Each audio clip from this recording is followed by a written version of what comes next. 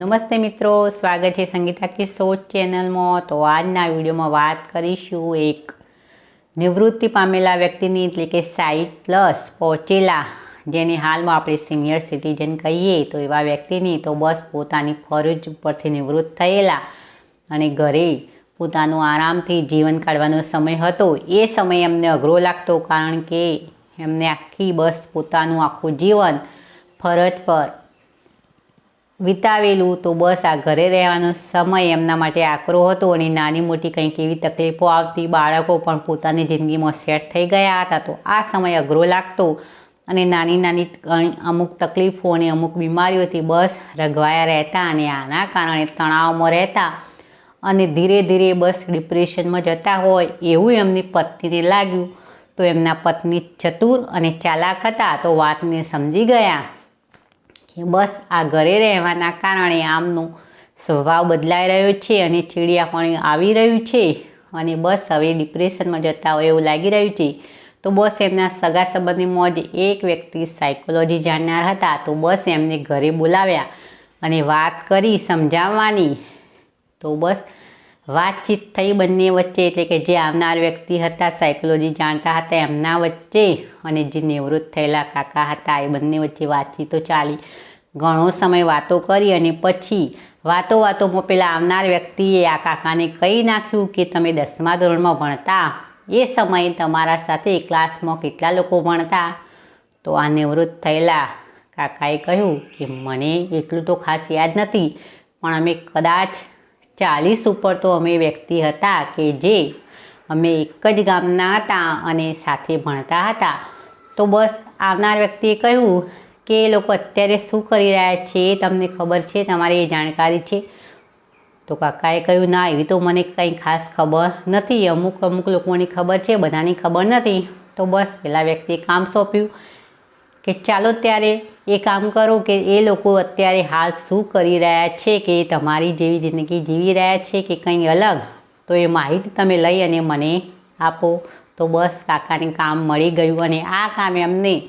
સારી રીતે પણ પાર પાડ્યું। બસ ગયા ગામમાં અને પૂછપરછ કરી અને ઘણા લોકોને પૂછતા ઘણી એવી માહિતી પણ મળી, ઘણા એમના મિત્રો મળ્યા પણ ખરા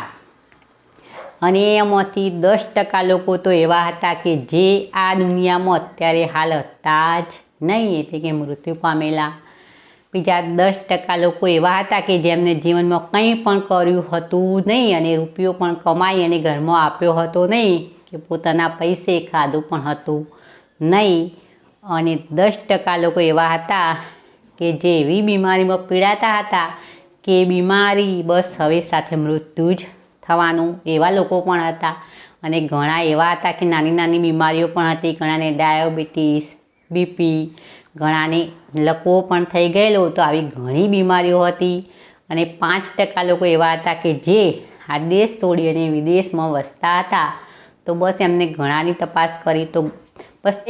દરેકને કંઈક ને કંઈક તકલીફ હતી। તો બસ આ માહિતી મળતો જ કાકાના મનમાં થયું કે બસ આ ઉંમરે પહોંચતા દરેકને કંઈક ના કંઈક તકલીફ તો હોય છે, પણ આ આપણું શરીર સ્વસ્થ હોય એનાથી વધારે કંઈ નહીં, તો મારે તો એટલી બધી કંઈ તકલીફ છે નહીં, તો મારું આ પાછળનું જીવન હું સારી રીતે જીવી શકું એમ વિચારી અને હવે એ આનંદથી રહેવા લાગ્યા। તો બસ મિત્રો, આ વાર્તા એટલે કે આ વાત ઉપરથી આપણને એ શીખ મળે કે આપણી આજુબાજુ પણ ઘણા આવા લોકો રહેતા હોય જે પોતાની આ ઉંમરે પહોંચેલા હોય, એ ઘણી કારણે ઘણી ચિંતાઓ અને ઘણી એવી બાબતો હોય જેના કારણે તણાવમાં રહેતા હોય, સ્વભાવમાં પણ થોડો બદલાવ આ ઉંમરે આવવો યોગ્ય છે,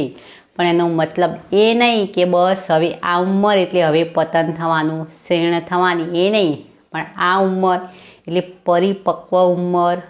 અને અનુભવની દુનિયા કહી શકીએ તો પણ ચાલે, કે આપણા અનુભવો બીજાને આપણે કહી શકીએ કે ભાઈ અમારે આમ થયું હતું, તો બસ આ રીતે આમ કરી શકાય, તો એ રીતે એક નવો અનુભવ પણ બીજાને આપણે કહી શકીએ। તો આ ઉંમર એટલે બસ ખાલી નીચે પતન થવાનું એમ નહીં, પણ કોઈને ઉપર પણ લઈ જઈ શકીએ, અને આ ઉંમર એટલે હવે બાકીનો સમય આપણા પાસે જે છે એ બસ આનંદથી અને સારી રીતે અને બીજાને કંઈ પણ મદદ કરી શકીએ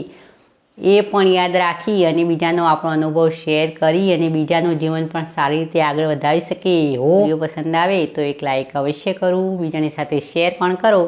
અને આવી અવનવી મોટિવેશન વાર્તા સાંભળવા મારી ચેનલ સંગીતા કી સોચને જરૂરથી સબસ્ક્રાઈબ કરી ફરી મળીશું નવા કોઈ વિડીયોમાં નવી વાર્તા